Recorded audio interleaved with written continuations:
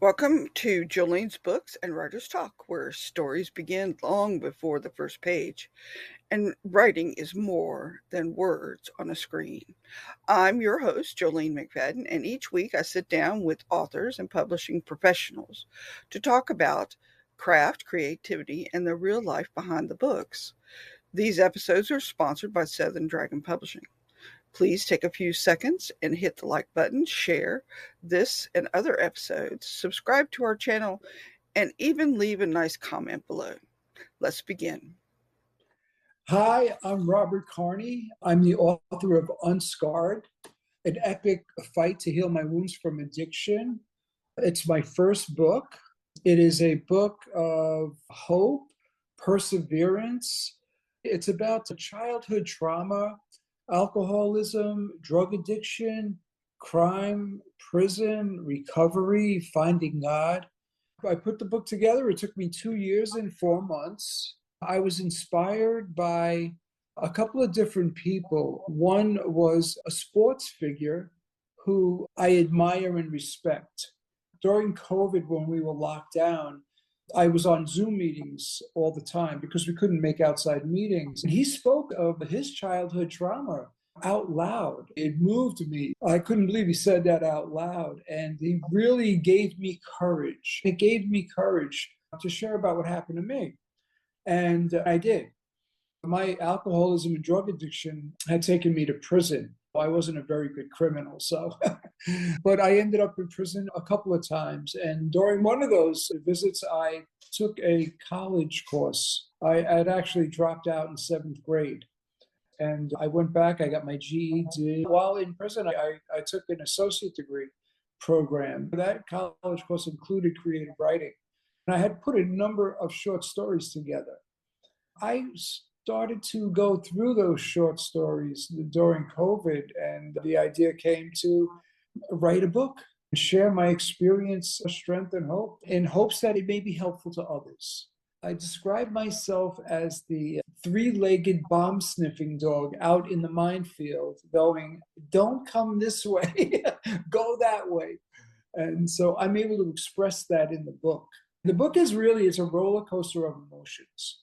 From childhood through my teens, through alcoholism, drug addiction, and prison, and the things I did that helped me during that time, the people and angels that God put in my life to help me. I actually gave 3 of them a chapter each in the book, and they certainly deserve it. So this book is indie published, hybrid, or traditionally published?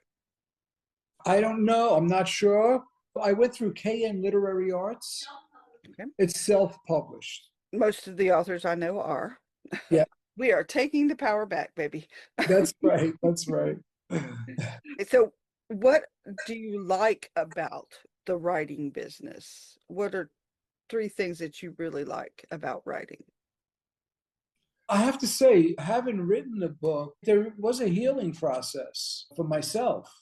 Every morning I'd get up at 5 o'clock, and I had that first hour and a half before I woke my wife up. I went into my room and I'd get on my knees. I'd ask God to help me write, to be as honest as I can. I'd put my ego aside and write the book like no one was ever going to read it, and to be as honest as possible, because that's the only way I think I would be helpful.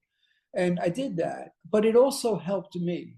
There were times when my wife would say, where are you in the book? And I would tell her, whether it be I'm waiting to go to the parole board or I'm in a detox. And so she would know why that look on my face was. So there were some painful parts of writing the book, but I got through that. The other thing, it was healing. It's all out there now. One of the things we have in recovery is no secrets, because the secrets are what would kill you. I've taken my life as an open book to another level. It's all out there. The other thing I like about the writing is that I get to share that with other people. People get to read it. I've gotten really an overwhelming response from people, feedback about different parts of the book that they have said has helped them tremendously. That is why I wrote the book. That is my payoff. Every time I get one of those calls or an email or a text, I go, okay, I did what I set out to do. more than ever. And the third thing I like about writing the book is that I wrote a book. I wrote a book. We have this saying, my wife and I, don't put any fences around your recovery. We both come from the Bronx. Once we got sober, we actually met at a meeting in early sobriety. But once we got sober and we got together, we have been on an adventure ever since. We got married in 96 and we honeymooned in San Diego. We went home and in 3 weeks we sold everything and moved back to San Diego. And I started my first moving company there. After being there for 9 years, we sold that business and moved to Reno, Nevada. And I started another moving company. And we were there for 15 years.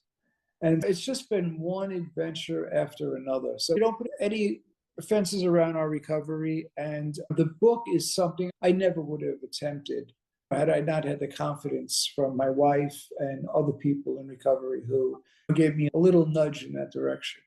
The opposite end, what don't you like about writing? I've gone over stuff about writing, and I took this course from KN Literary Arts. It was a 5-day, 3-hour-a-day course about writing. I have to say, Kelly Notaris was so helpful in her videos and stuff. I got a book coach that helps me. I read this. What do writers do? Writers write. And I tell my wife, I'm not a writer. This is a job. I go in there. Sometimes I sit there for 15, 20 minutes, a half hour before I write anything. And then I might write a paragraph, and that'll be it for the day and throw that away. There's other days I'll go in, I'll put that pen to the paper, and it'll just take off on its own. I'll be in there for 2.5 hours and get through a whole chapter. It took me 2 years and 4 months to write the book. Right. Going in every morning. I remember once I had a Catholic big brother as a kid, and he's in the book. He was very helpful to me during my childhood. He also prompted me to write the book. He calls me one day. I had taken off for 2 weeks. I was getting overwhelmed. And he said to me, how's the book coming? And I said, I think I have writer's block. And he goes, you have writer's block? He goes, you can't have writer's block. It's a memoir. Just write down what happened. I said, thank you very much for that sympathy. And I got back to writing. But I'm already planning my second book. So maybe I am a writer. Yes. Your muse, once you get started, sometimes you just can't turn them suckers off. Yeah. Yes.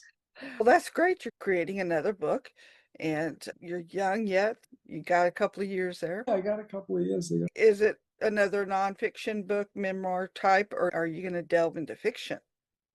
The idea that I have is one of the sayings we have in recovery is welcome to your new life. I will tell you, I've been given a new life. So I've lived 2 lives. I've lived that life as an alcoholic and an addict and a criminal. And now I've lived this life as a tax-paying, giving citizen. And of course, I love the second one much better. What I was thinking, the title of the book would be, I'm sober, now what?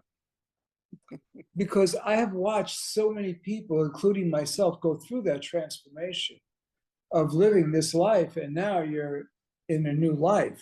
I had a friend early in recovery that had gotten sober. And he had been with his wife from the time she'd known him up till that when he got sober, which was a good dozen years. She had never known him sober. So when he got sober, she met this new person. She didn't know that person. It is really a jolting transformation. It's a much better transformation going from being an alcoholic addict to someone in recovery, because your life gets so much better as opposed to going the other way. But it is still a transition. And there's some comical things also I could add in there, but that's what I'm thinking right now. Very good. Most authors do not really like the marketing part of the business, and that's usually what they complain. You have to learn a lot of stuff on your own.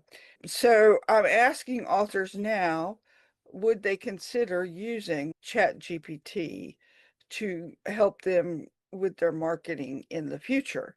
Have you used it? Have you thought about it? Have you played around with it? Not in your writing. We've all decided none of us want. Correct. I was going to say that. Yeah. No. In fact, someone had read it. I had done another podcast, and he had said to me, and actually it's called The Bronx Buzz, a TV interview. And he goes, I know right away, there's no AI in here. from reading it. And I didn't even know what he was talking about. I go, oh, wow, you could actually write a book without writing it. So, no, I have not used that yet. And I will tell you that as a brand new author, I wrote the book and I thought, okay, 2 years and 4 months, man. And I stuck to it and I got it done. And now I can relax. I had a book coach that I got from KN Literary Arts who I would meet every 10,000 words. And he would read it and give me some prompts, more dialogue, less narrative, describe your characters. He was very helpful, David Jahar. And he said to me, I have some bad news for you, Robbie. I go, what's that? He goes, now the work begins. I said, what? He goes, you're self-published, you have to get it out there now. We launched November 1st. I was unsure of what response I would get, if I had something or not. And I would tell you that the response I got from people, I have something here. I have something that's going to be helpful. So I am willing to put the work in to market it. I just came from Reno. We were there a couple of weeks and I was on Cola Weight News. I did a podcast. I did a book signing at Barnes & Noble. And of course, I lived there for 15 years and ran a business. It was very successful. And I'm happy about that. We're just trying different things to get it out there. And this is new for me also, the podcast. This is, I think, my third one. Very good. Yeah. Alrighty. So one last question. Yes. As a new writer, what is your top advice for new writers just starting out in whatever genre? Okay, my wife gave me a book, How to Write the Book You Were Born to Write, by Kelly Notaris. Okay. And I read that book and it prompted me, because people had been saying I should write a book for quite a while, but it gave me clear-cut directions on how to start it.